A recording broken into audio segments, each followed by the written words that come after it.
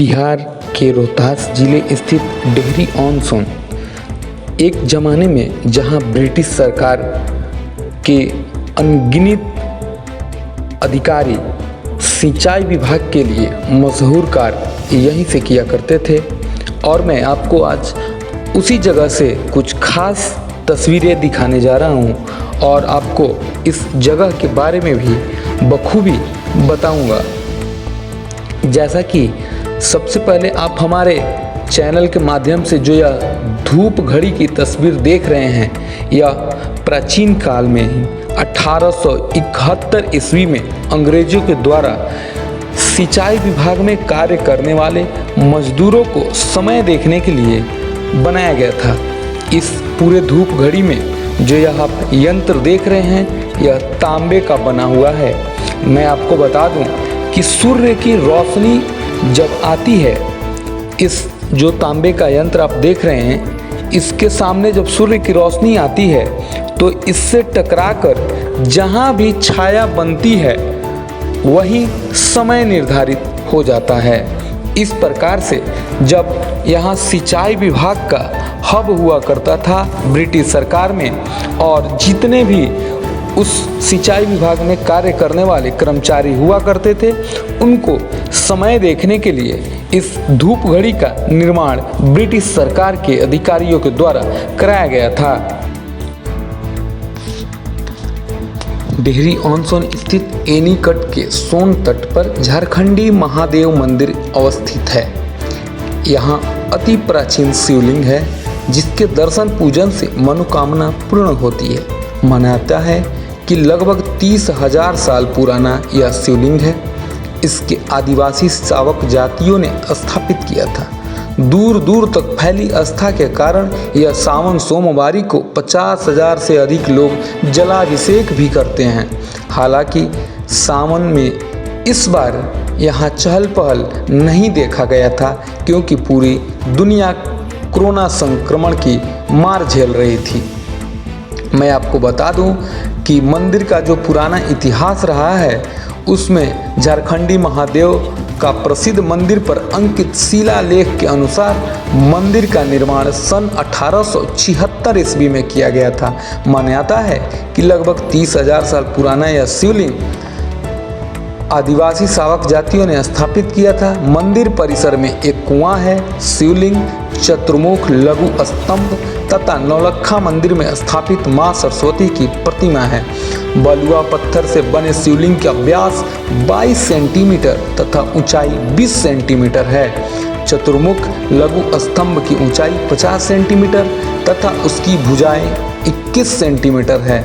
इस पर वराह, दही मंथन, कंस द्वारा देवी को शिला पर पटकने, पूतना वध तथा शेष नाग का अंकन है।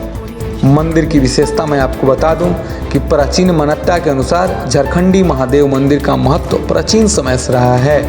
यह क्षेत्र सिद्ध स्थल रहा है। सोक्षणी अब सोन नदी के तट पर स्थित इस मंदिर के सच्चे मन से मांगी गई सभी मनोकामनाएं पूर्ण होती है। डॉक्टर श्याम सुंदर तिवारी बताते हैं कि शिलालेख भले ही नया है, परंतु इसमें अवस्थित प्रतिमाएं पुरातात्विक महत्व की पूर्व मध्यकालीन है। यह जगह 1875 के ऐतिहासिक पल का है, जब डेहरी में एनीकट का निर्माण सोन नदी पर पहले बांध के रूप में किया गया था। सोन नदी के कारण हमारा शहर डेहरी ऑन सोन ब्रिटिश काल से ही अन्य क्षेत्रों के मुकाबले अधिक समृद्ध रहा है। इसका मुख्य कारण यही है कि शहर की पूर्वी सीमा सोन नदी के किनारों से जुड़ा हुआ है।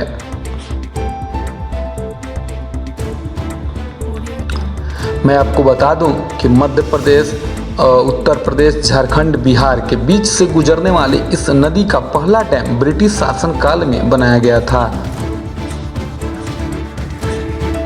Colonel C.H. डिकेंस ने भारत देश में सबसे पुराना एवं सबसे बड़ा सोन नहर प्रणाली का योजना तैयार किया था। Colonel C.H. डिकेंस ने जो योजना बनाया था उसके अनुसार डेहरी ऑन सोन में एनीकट डैम का निर्माण सोन नदी के बहाव को व्यवस्थित एवं नियंत्रित करने के लिए किया गया था। मैं आपको इसके फायदे सबसे पहले बता देता हूँ। एनीकट डैम के बाद सोन नदी के जो जल मार्ग में परिवर्तन होता था उसको नियंत्रित करने के लिए किया गया था। सोन नदी से प्रति साल आने वाले भयंकर बाढ़ को रोकने के लिए भी इसका निर्माण कराना अति आवश्यक समझा गया था।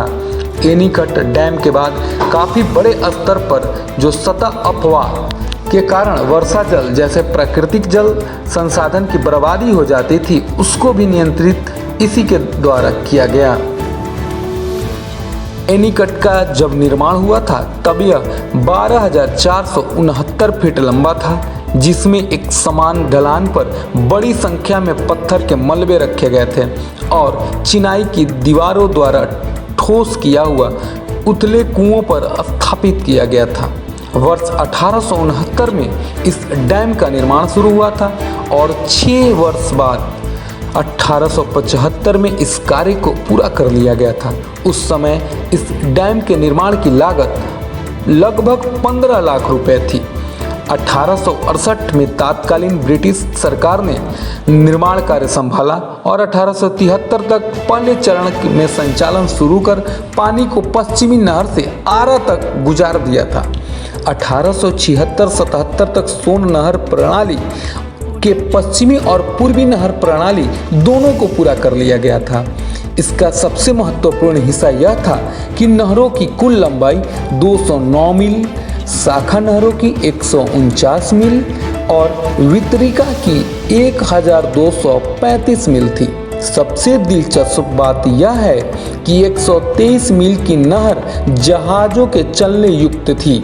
कुछ वर्षों के बाद इंद्रपुरी बराज जो था उसका निर्माण एनीकट डेहरी ऑन सोन के 8 किलोमीटर ऊपर किया गया था। जॉन होल्टन का एक अनुभवी ब्रिटिश प्रशासक 1849 में सोन नहर प्रणाली को निम्नानुसार वर्णित किया। यह बिहार में आसानी से सबसे बड़ी नहर प्रणाली है। 209 मील की मुख्य नहरें, 149 मील की शाखा नहरें और 1235 वितरिका है। नहरों से खेती को बहुत लाभ होता है। उन्होंने बांझ भूमि के एक बड़े क्षेत्र को एक समृद्ध उत्पादक क्षेत्र में बदल दिया था। तो आप इस रोचक जगह को तो देख लिए और अगर आप कभी भी इस जगह पे आएँ तो पूरी तरह से ज़रूर घूमें। अब आपको मैं जो दिखा रहा हूँ यह तस्वीर या बच्चों के लिए या बड़ों के लिए, दोनों के लिए एक छोटा सा पार्क जो आपको दिख रहा है, इसमें दर्जनों झूले लगे हुए हैं। यह छोटा सा जगह ज़रूर है लेकिन इस जगह के इतिहास और रोचक की जब बात करें तो काफ़ी गहरा इतिहास मिलता है और जगह भी काफ़ी खूबसूरत है जहां एक बार आपको अवश्य घूमना चाहिए। ऐसे ही हम आपको हर समय अलग अलग जगहों से ऐसे जगह से अवगत कराते रहेंगे। और अभी तक अगर आप हमारे चैनल को सब्सक्राइब नहीं किए हैं तो सब्सक्राइब कर लें, बेल आइकन ऑन कर लें और जो भी वीडियो आपको अच्छे लगते हैं उसे शेयर ज़रूर करें।